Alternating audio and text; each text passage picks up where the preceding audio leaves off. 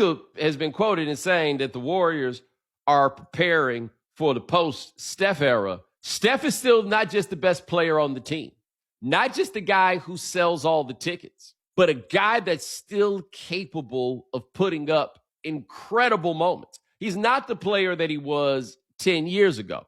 But what you saw in the Olympics 2 years ago is the value as a guy like him ages of a dude that can still produce in big moments. Steph is still at his best, one of the best players in the NBA. You as a franchise still treat him like he is a superstar. And if you believe that you have a superstar in that way, then what you need to do is do the best with having him right now. And for the last 7 years, the Warriors have consistently tried to figure out what they're going to do later. And if you don't think that Steph is a right now dude, somebody does. Y'all think Steph want to leave? Crazy. I don't think he want to leave, but at this point, I don't think he would be opposed to it. So I'm saying, what's the problem? He don't want to leave. They're not doing nothing to help him. So they star chase. They tried. They've alienated all the young talent, and they just signed old people back to the squad. I told you how I feel about the Warriors. You've been done with them for the last 2 years. I always thought they was a good team. They're weak. I told you, Steph. Whoever run their team ain't really got the eye. Mike Dunleavy. Yeah, he don't got the eye. Because the person who was there before him, he got LeBron to Philly. Yeah. He don't got that. And he got KD to come. Yeah. KD get out Come on there. now. Whoever run their team ain't got the eye. He had the eye. Said he's about to re-sign Gary Payton. Who? The Warriors. Shout out to GP. And Draymond. Draymond about to get paid as well. They have to. We wasting precious years of Wardell, bro. Free him. I like GP, though. Yeah, he can't be my starting center. I'm some real shit, cuz I fuck with it. But you're asking him to do a lot. Like, that ain't his role. He a center, cuz. He my nigga in the dunker, bro. What if San Antonio, with Fox and all of the picks they have, just said fuck it and went to Golden State and was like, we'll do Fox. You put the picks together any way you want for a couple years of Steph here. And we're trying to acquire 2024 Olympics Steph. And he goes to San Antonio and tries to grab a couple more. It's pretty interesting. I mean, speaking of the traveling circus, it's already San Antonio is already one, must see when they come to your town. You have to go see them, hoping that Wemby's going to play. Yeah, because people always say like, oh, they traded him back to Charlotte. He's not doing that. He's not winning anything in Charlotte. But with San Antonio, who has Atlanta's first round pick, they have a swap with Boston. They have swaps with Dallas or Minnesota in 2030. They have a 2030 swap with Sacramento, and they have all their first, and they have other stuff too. I don't think they'd put Castle and Dylan Harper. Those guys would not be on the table, but maybe Carter Bryant would be. I don't know. It's not a ring chase. All right, man. Let's cook with fish grease. All right. So, apparently the Warriors and Steph Curry may not be coming to a contract extension. It's believed when he becomes available, there's mutual interest on a contract. I don't want to see Steph Curry play anywhere else but the Golden State Warriors. Shout out to the sub that put me hip to the story, but obviously it's a chance that he can go somewhere else and win. They brought Draymond back on a $27 million one-year deal. Jimmy Butler still recovering from ACL surgery. When you need, or Achilles, what was it? One of the two. When you need Jimmy Butler the most, he usually not there. And people say Steph Curry deserve to go out on top and be with a winner. Now, Draymond just was on a podcast and he was saying that he'd rather, miss the playoffs in Golden State than chase a championship somewhere else. I'm not mad at it. You already established you can say that because you got a ring. But you got to Trade Piston Talk playlist, thumbs up the video, share, subscribe to the channel. And if Steph did become available, it would be a market for a 37-year-old guy. Now, it's kind of like talk about, Kyrie, KD. See, people still in the midst that these are monumental monster names in the game. But at this point, am I giving up premium prices to get these guys? No. Now, Steph Curry might be a little bit different because his game is like, he can shoot it. He still shoot it, take care of himself a little bit. And you look at KD, it's like he got to the playoffs last few years, and he wouldn't be able to do it. Kyrie's whole career has been, filled with a multitude of injuries. You know what I'm saying? So, but if I was to give up some money, LeBron included, all the old ninjas, Kyrie, KD, LeBron, James Harden, Paul George, old ninjas like that. If I was to give up a significant amount for anybody, maybe I'm forgetting a guy or three, anybody, it probably would be Steph Curry, because he's going to sell a bunch of tickets.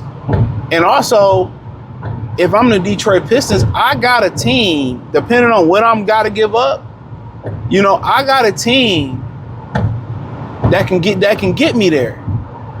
That can get me to the playoffs, and Steph would just have to be Steph in like a handful of games in the playoffs. He can get you there. I mean, you can get him there. And if I'm any of them other teams, if I'm New York Knicks, I'm willing to give more. If I have picks, I'm willing to mortgage the future.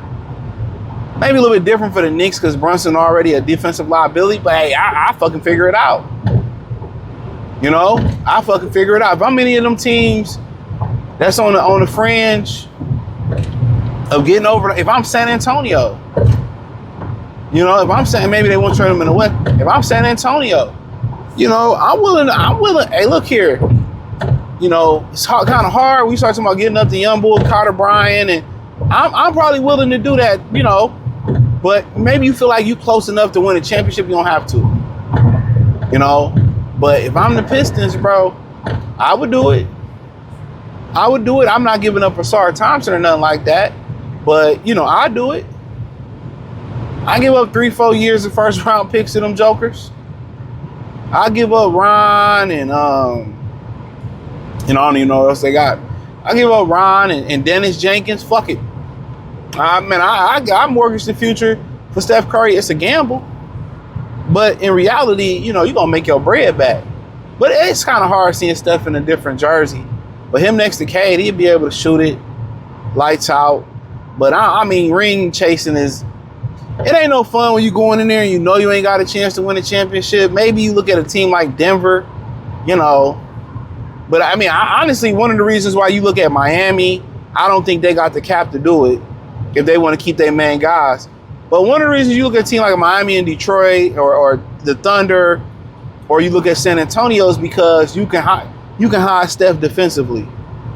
You put him in Miami and you keep those same guys that's gonna fucking start. Giannis, Bam, Davion Mitchell, Wiggins. Bro, they got one of the coldest starting defensive lineups out there. You can, all Steph got to give us is a little bit of effort. Detroit, K, Asar, lockdown defenders. Duran, he getting better. Collins, he can't be no worse than Tobias was last year. But in general, hey, you can take John out. You can put Ron in. Three lockdown motherfuckers out there. So, but, it's a pipe dream. If Steph probably was to stay to go somewhere else, it'd probably be New York. He'd probably most likely stay, try to stay on the coast. They probably wouldn't want him to go to the Lakers or nothing like that. But if anything, they would have wanted to send him east. I think Detroit would be a perfect spot for him. But ultimately, like I said, you going out there and you getting a guy that you got to win the championship. With Kyrie, it's a little bit of wiggle room. Maybe you get 2-3 seasons out of Kyrie. Like I said about Drew Holiday, maybe you get 2-3 really good seasons out of one of them. KD, you might get one more good season, 1.5 good season out of KD.